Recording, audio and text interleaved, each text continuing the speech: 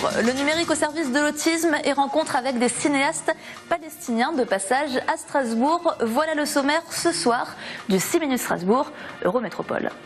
Vous avez un produit ou service innovant à développer. Jusqu'au 9 juin, vous pouvez répondre au 4e appel à projet de Tango & Scan, un dispositif financier adressé aux entreprises et créatifs dans l'Eurométropole. Parmi les lauréats de l'an dernier, Gilles Humez propose des solutions numériques pour la communication avec les personnes souffrant d'autisme, en reprenant un principe existant, la communication visualisée.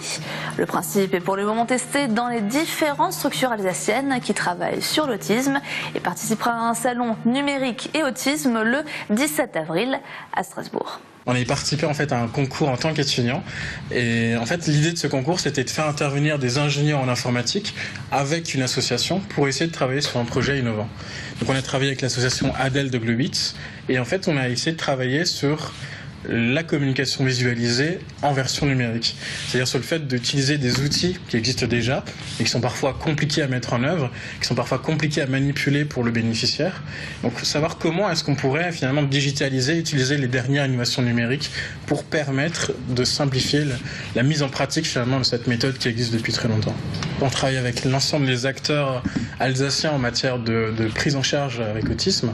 Donc l'association Adèle de Globitz, je l'ai cité, mais également l'association Arcea, ainsi que 2 enseignantes en fait, des hôpitaux de Strasbourg. Et du coup, l'idée, c'est d'abord de monter cette première version, donc on a réalisé, et nous sommes en pleine phase d'expérimentation, c'est-à-dire de tests sur le terrain, donc avec actuellement 24 enfants.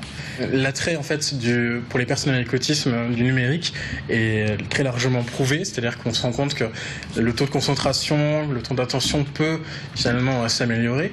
Et donc, ils étaient déjà à l'aise avec l'outil informatique en tant que tel. C'est vrai que la venue des tablettes et la démocratisation de ce type d'application ont vraiment permis de changer un peu, de modifier un peu les codes de mise en pratique.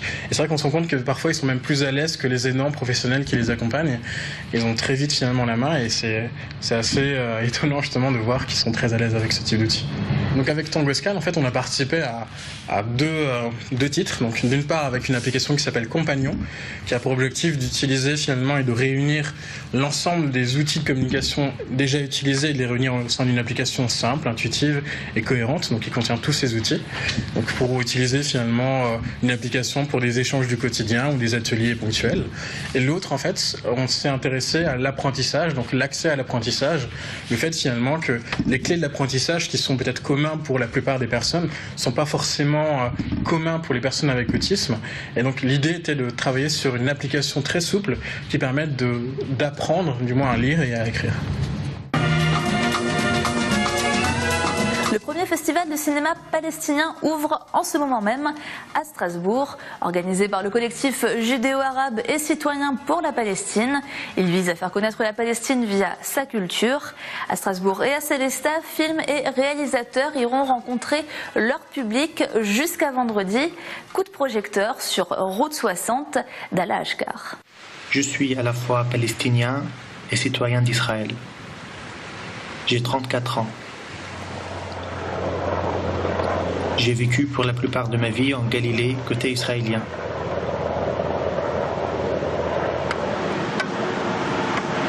Et j'ai connu la Palestine qu'à travers l'œil médiatique.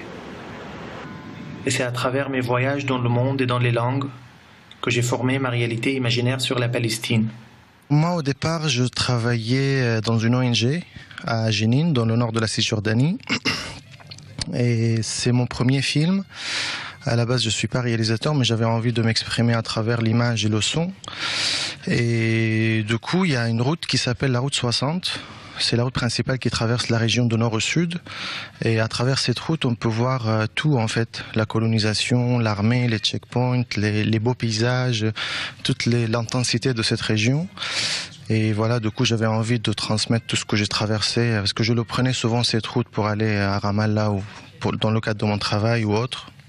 Je suis palestinien et en même temps citoyen de l'État d'Israël, et l'occupation telle que le vit le Palestinien de Cisjordanie, je le vivais pas. C'était pas ma vie en fait.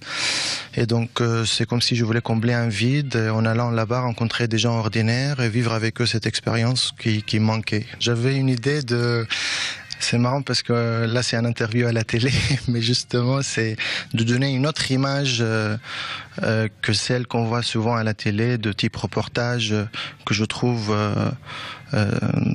réductrice au niveau temporalité, au niveau de ce qui vivent les gens ordinaires surtout, parce que dès qu'on parle de conflit, c'est vrai que direct on pense aux affrontements, aux manifestations et aux violences, alors que dans ce film il n'y a pas de violence en fait, mais il y a une autre forme, peut-être de violence plus psychologique, mais voilà, il n'y a pas de violence dans ce film. On voit des gens normaux qui s'expriment par rapport à ce qu'ils vivent au quotidien, et j'essaie aussi de montrer la diversité de cette société. C'est pas quelque chose immuable en fait, c'est très dynamique. Aujourd'hui, je suis en train de traduire mon voyage intime en un documentaire que j'espère pouvoir partager avec vous.